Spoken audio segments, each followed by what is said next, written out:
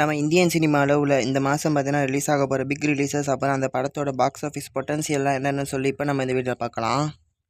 First April 10 release ஆக போகிற நம்ம பிரதீப் ரங்கநாதனுடைய எல்லைக்கு. ஸோ இந்த படத்துக்கு பார்த்தீங்கன்னா தமிழ் அண்ட் தெலுங்கு ஸ்டேட்ஸில் பார்த்தீங்கன்னா ஒரு செமையான ஒரு எக்ஸ்பெக்டேஷன்ஸே இருக்குது. ஸோ நம்ம தமிழ் சினிமாவில் பார்த்தீங்கன்னா இன்னும் இந்த வருஷம் ஒரு படம் கூட பார்த்தீங்கன்னா 100 crore கலெக்ஷனாக கொடுக்கல.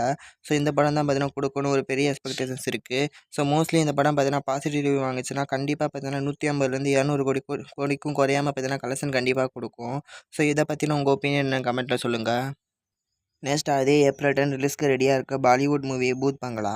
ஸோ ஆல்ரெடி பார்த்தீங்கன்னா 90s பார்த்தீங்கன்னா ரிலீஸ் ஆன ஒரு ஆல் டைம் பிளாக் பஸ்டர், ஒரு கிளாசிக் இண்டஸ்ட்ரியல் ஹிட் மூவி தான் அந்த புல்புலியா. ஸோ அந்த காம்போ பார்த்தீங்கன்னா அகைன் ஒன்று சேர்ந்து பார்த்தீங்கன்னா இப்போ பூத் பங்களான்னு பார்த்தீங்கன்னா ரிலீஸ் பண்ணுறாங்க. ஸோ நார்த்தில் பார்த்தீங்கன்னா ஒரு பெரிய எக்ஸ்பெக்டேஷன்ஸே பார்த்தீங்கன்னா இந்த படத்துக்கு மேலே இருக்குது. ஸோ மோஸ்ட்லி இந்த படம் மட்டும் பார்த்தீங்கன்னா பாசிட்டிவ் வாங்குச்சுன்னா கண்டிப்பாக அந்த துரந்தர் 2 பார்த்தீங்கன்னா 2000 கோடி கனவு பார்த்தீங்கன்னா இழக்க வேண்டியதான். ஏன்னா இந்த படம் பார்த்தீங்கன்னா குறைஞ்சது 500லேருந்து மேக்ஸிமம் பார்த்தீங்கன்னா 600 கோடி வரை பார்த்தீங்கன்னா பொட்டன்ஷியல் இருக்குது. ஸோ நீங்கள் சொல்லுங்கள் இந்த படம் எவ்வளோ கலெக்ஷன் கொடுக்க வாய்ப்பு இருக்குன்னு. நெக்ஸ்ட் நம்ம சல்மான் கானோட பாட்டில் ஆஃப் கல்வான். ஸோ இதுவும் ஒரு பாலிவுட் மூவி.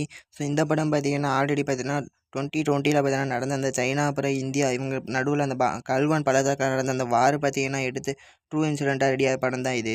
ஸோ இந்த படத்து மேலேயும் ஒரு செமையான ஒரு எக்ஸ்பெக்டேஷன்ஸ் இருக்குது. ஸோ மோஸ்ட்லி பார்த்தீங்கன்னா இந்த படம் பார்த்தீங்கன்னா ஏப்ரல் மிட்டில் தான் பார்த்தீங்கன்னா ரிலீஸ் ஆக போகுது. ஸோ இந்த படம் பார்த்தீங்கன்னா கண்டிப்பாக பாசிட்டிவ் ரிவ்யூ வாங்கிச்சுன்னா துரந்தர் மாதிரி பார்த்தீங்கன்னா ஹிந்தி லாங்குவேஜில் மட்டுமே பார்த்தீங்கன்னா 1000 crore கலெக்ஷன் கொடுக்குற அளவுக்கு பார்த்தீங்கன்னா பொட்டன்ஷியல் இருக்குது இந்த படம். ஸோ நீங்கள் சொல்லுங்கள் இந்த படம் 1000 crore கலெக்ஷன் ஹிந்தி லாங்குவேஜில் மட்டுமே கொடுக்க வாய்ப்பு இருக்கான்னு. நெக்ஸ்ட்டு நம்ம தமிழில் பார்த்தீங்கன்னா ரிலீஸ் ஆக போகிற கரை. ஸோ இந்த படம் பார்த்தீங்கன்னா ஏப்ரல் 30 ரிலீஸ் ஆக போகுது. ஸோ இந்த படத்துக்கு பார்த்தீங்கன்னா இப்போ இனிஷியலாக பார்த்தீங்கன்னா எந்த எக்ஸ்பெக்டேஷன்ஸும் இல்லாமல் இருக்கலாம். ஆனால் ஆஃப்டர் ரிலீஸ்க்கு அப்புறம் கண்டிப்பாக பார்த்தீங்கன்னா இந்த படத்தை பற்றின எல்லோரும் பேச போகிறாங்க. ஏன்னா இந்த படத்தோட டேரக்டருக்கு பார்த்தீங்கன்னா ப்ரீவியஸாக ரிலீஸ் ஆனது போர் தொழில். ஸோ எந்த ஒரு எக்ஸ்பெக்டேஷன்ஸுமே இல்லாமல் பார்த்தீங்கன்னா ரிலீஸ் ஆகி அந்த படமே பார்த்தீங்கன்னா 50 கோடி கலெக்ஷனை தொட்டுச்சு. ஸோ அப்படிப்பட்ட ஒரு டேரக்டர் பார்த்தீங்கன்னா தனுஷ் மாதிரி ஒரு ஹீரோவோட சேர்ந்து ஒரு படம் பண்ணுறப்போ கண்டிப்பாக பார்த்தீங்கன்னா பாக்ஸ் ஆஃபீஸ் பார்த்தீங்கன்னா பாசிட்டிவ் வாங்கிச்சுன்னா கண்டிப்பாக பார்த்தீங்கன்னா 200லேருந்து 300 கோடி கலெக்ஷன் வரும்.